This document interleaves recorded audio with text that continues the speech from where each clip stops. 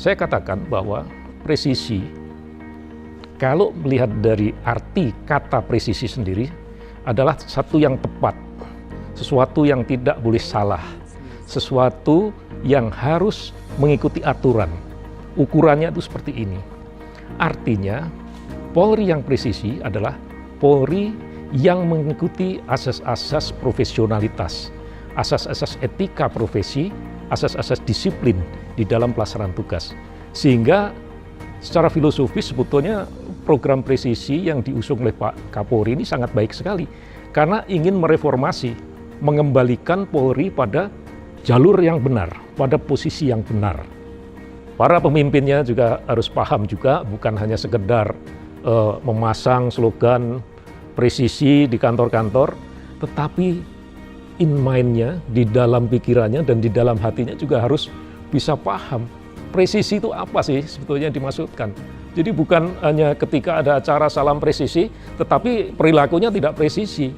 Nah ini harus dijabarkan di dalam pelaksanaan tugas kepolisian.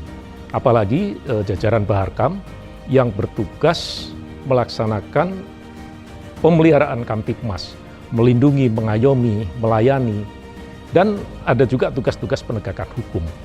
Tugas-tugas perlindungan, tugas-tugas pengayoman dan pelayanan, ini harus dilakukan berdasarkan perkembangan situasi yang terjadi.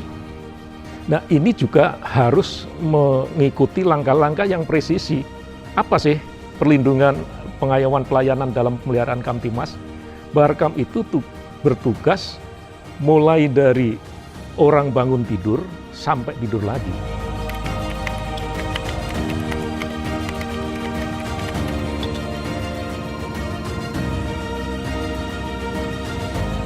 Ya, kami mengikuti program yang sudah dicanangkan oleh Pak Kapolri. Semua sudah kita capai dan yang setiap periode dilakukan evaluasi, bahkan diberikan masa tertentu kita cepat untuk bisa mengatasi.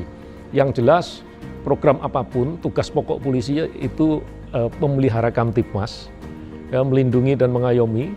Tugas-tugas ini sebetulnya sudah lama dilakukan oleh polisi-polisi dari zaman dulu. Kita mengembangkan, melengkapi supaya bisa mengikuti perkembangan teknologi informasi, perkembangan yang terjadi. Gitu. Kalau kita masih berpikir seperti 30 tahun yang lalu saya lulus Akpol, saya terapkan sekarang, saya akan ketinggalan. Apa sih sebetulnya yang dihadapi oleh masyarakat? Dari seluruh gangguan Kamtibmas yang terjadi di Indonesia itu, 60% adalah kejahatan konvensional. Kejahatan konvensional itu yang bersentuhan dengan rasa aman masyarakat. Begal, curanmor, copet.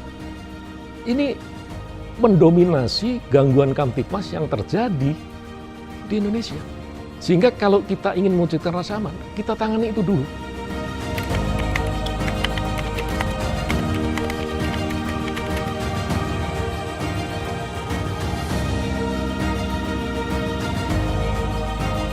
Masalah pandemi ini kan masalah global ya.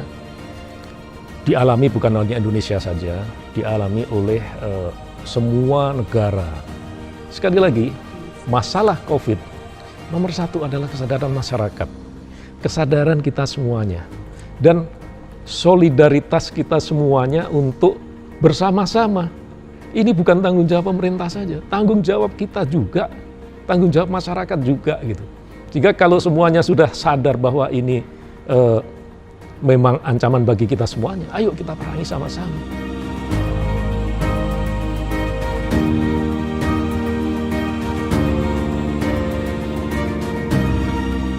Ya, kepada seluruh personel kepolisian, saya sebagai Kabaharkam dan sekaligus selaku Kepala Operasi Pusat Amanusa yang juga mengawal PPKM darurat, saya pesankan kepada seluruh anggota TNI, Polri dan semuanya yang bekerja di dalam penanggulangan COVID tetap semangat dan jaga kesehatan. Karena ini yang paling penting. Kalau kita tidak sehat, maka kita tidak bisa menjaga masyarakat.